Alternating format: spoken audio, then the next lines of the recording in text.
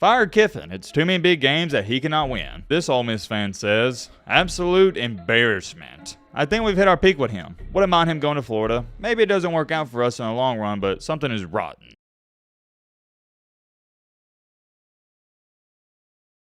Ladies and gentlemen, boys and girls, hope all of you having a great Tuesday. Hope all of you having a great start to your week. If not, hope this video can make it a little bit better. And man, oh man, it appears to seem that things are heating up for old Lane Kiffin and Ole Miss. And let's not try to act brand new. We know why things are heating up. This was supposed to be the year. This was supposed to be the team, and already halfway through the season, they got 2 losses. Goes on being said, things aren't looking too good there. However, what I'm here to show you in today's video is some things Ole Miss fans are saying. We're going to take a look at that, but also, we got some breaking news that just came out involving the SEC and the Big Ten. Wouldn't label this as a jam-packed video, but we do got 2 topics I want to talk about, so strap in, buckle up, get you a snack, get your popcorn, get your favorite movie light team and watch the video, because trust me, I do the same thing. But alright, Matt, blah, blah, shit, crap out, now, without further ado, let's get into it. Alright, first things first is breaking news. I originally was just going to talk about the Ole Miss situation, but I figured, hey, why not? We'll throw this in there as well. I don't think you guys will mind too much. If you do mind, well, too bad. We're still talking about it. This is a developing story, and I'll show it to you right here, word for word. The Big Ten and SEC are currently in discussion about a possible non-conference Big Ten/SEC challenge similar to the basketball ACC Big Ten challenge. Oh, what about that? Now, I love me some college basketball. I know we don't talk about it a lot on the channel, but that's just due to most people don't like hearing about it. And I know there's the ACC Big Ten challenge, but doesn't the SEC have a Big 12 challenge? I think that's who the SEC does their challenge with. Anyways, getting back on track here, the point of all this is we may see that challenge, but on the football side of things early on in the season. I think that's great for the game, and it's also great for the fan bases. All in all, it's a win-win. And wait a minute, now that I think about it, I think this post is wrong because isn't it the SEC versus ACC challenge in basketball? I'm pretty sure that's what it is. I said Big 12, but no. It's the SEC and ACC challenge. I think you get the point. We're going to see an SEC and Big Ten challenge in football. If you don't know what that means, I'll dumb this down. For example, you'll have Ohio State playing Alabama. You'll have Michigan playing Auburn. You'll just have every single Big Ten team playing the SEC team. And whichever conference has the most amount of wins, they're the winner of the challenge. Simple as that. Not too much more to be said, but I thought I'd share with y'all. Moving along here to this Lane Kiffin situation, it's not looking good. Let me get one thing straight. Is Lane Kiffin on the hot seat? No, absolutely not. You can sit up here and lie to yourself and say, yeah, he's kind of on the hot seat. No, it's not even close. He's done an excellent job with this football team and program, and he actually has them competing with the big boys. Despite what some people may think, I know their standard has rose a little bit due to the recent success, but Ole Miss isn't on the level of an Alabama, Georgia, or even from a program-to-program standpoint, and Auburn. I know Auburn sucks right now as a team, but they're known as a better program than Ole Miss, and the list goes on and on and on. And it's why I always stated Lane Kiffin should never leave Ole Miss and go to a school like Auburn because the pressure is different. And a couple years ago, he almost wound up leaving. I mean, people thought he was as good as gone, but he decided to stay, and I think it was a great decision to move. Why do I think it was a great decision to stay? Great question, my friend. I'll let you answer it.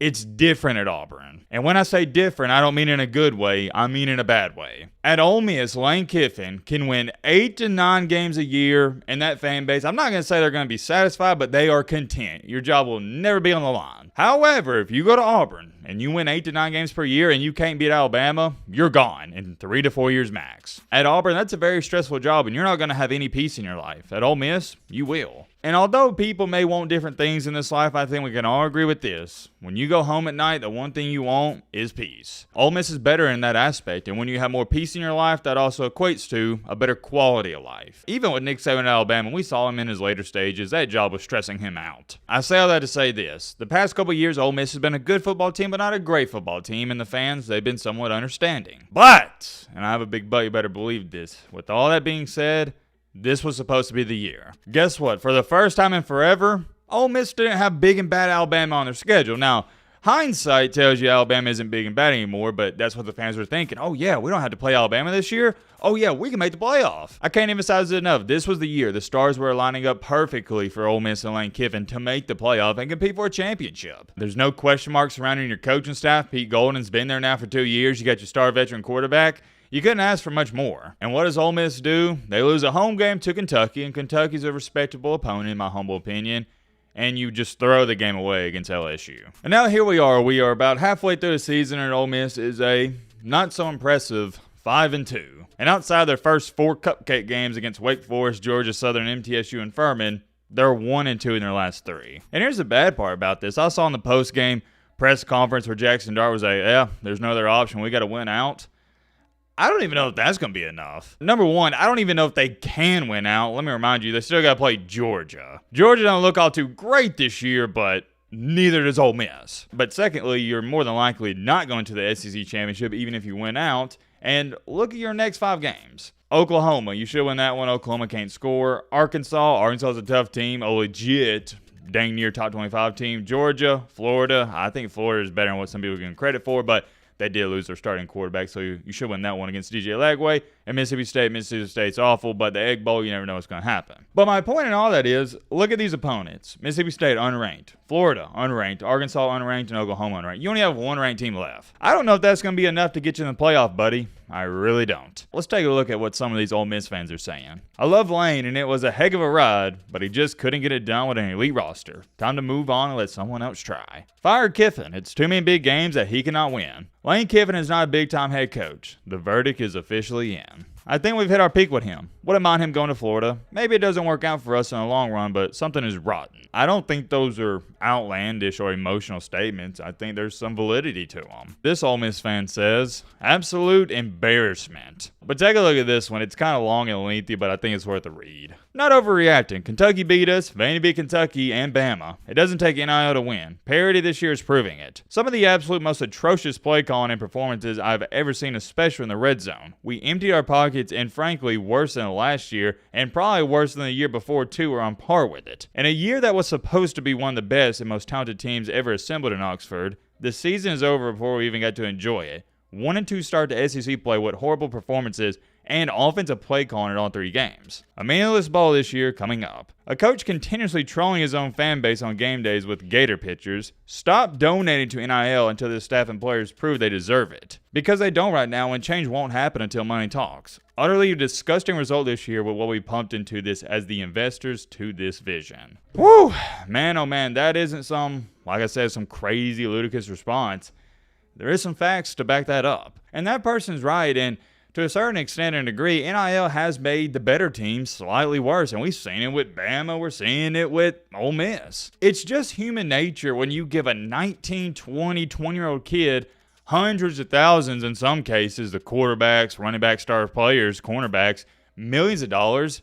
They don't try as hard. Why? Because they made it. You have no incentive. The whole point of guys in the 90s and early 2000s playing their butt off and trying to prove themselves 110% of the time is so they could get that money in the NFL potentially one day. Well, now these kids already got it, so there's no reason to. You see what I'm saying? You are going to have your outliers that are going to work hard regardless, but for most people, not going to happen. Let me ask you a question. I think this will really help you understand the perspective of some of these young players. If I gave you $1 million today, would you go to work tomorrow? Yes or no? The answer to that question for a lot of you still might be yes, but hear me out, hear me out. You are more inclined to not going or calling off because why?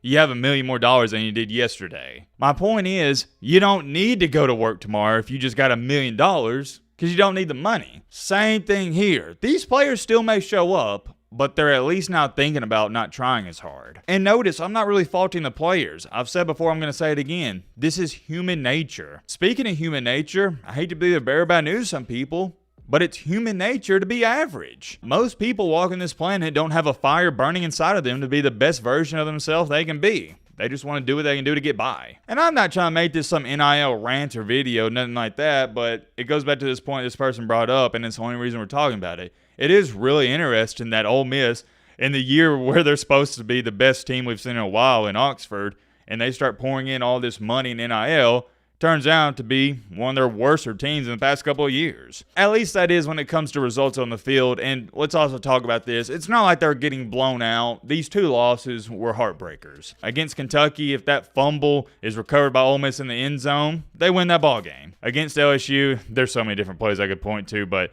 there's like 7 or 8 that come to my mind where if Ole Miss would have just executed a little bit better, they would have won that game. And it's just funny how the sports world is. If LSU doesn't convert that 4th and 5 and Kentucky fumbles it and Ole Miss recovers it instead of Kentucky fumbling it, these people aren't even writing these posts on social media because Ole Miss is 6-0 and they're sitting pretty. And it's why I've always stated on this channel that winning solves everything. If you think I'm lying, you're seeing it firsthand. Nobody talks about problems within the team if you win a game. You could have 7 turnovers, but if you somehow somebody walk out there with a win, ain't nobody gonna care. They may talk about it for a day or two, but in a week, everybody's gonna forget. And it's the same thing that happened with Alabama and Georgia. No Alabama fans really panicked after beating Georgia, although you blew a 28-0 lead, because you won the game at the end. But come to find out, Alabama had some major problems, and when did all those Alabama fans start criticizing Kalen DeBoer? After they lost to Vandy. Why? Because they lost. Guarantee you sneak out that one against Vandy, ain't nobody talking about anything. They're like, oh yeah, well, Vandy's a tough team. We came out there with a win. Who cares? Winning covers up so many problems in the sports world. It's actually insane when you think about it, because at the end of the day, that is all people care about. But to go back to this post, I agree.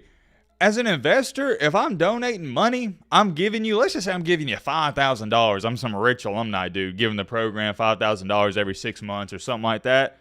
And we're 4-2. The year's already over and we just started. Yeah, I'd be pissed off too. I invested in you. I gave you money. And now you're making a fool out of me. So no, I'm done. I'm not giving you any more NIL. And it sucks to have that perspective, because going back to this, they're just a couple of plays away from being 6-0. But it doesn't matter if you lost by 1 point or 100 points. You're 4-2. Or my apologies, 5-2. I keep forgetting Ole Miss has already played 7 games this year. It's so weird because most teams have only played 6. Let's talk about this a little bit before we end out the video. I don't think Ole Miss fans should even be talking about fire Lane Kiffin. That's just ludicrous at this point. But here's where things get interesting.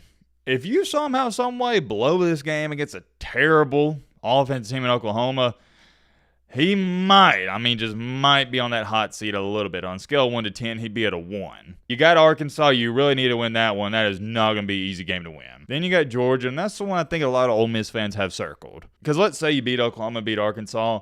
If Georgia blows you out like they've done in recent years, I think Ole Miss fans are going to be fed up. We'll see what happens. I'm curious. Let me know your thoughts down below about that.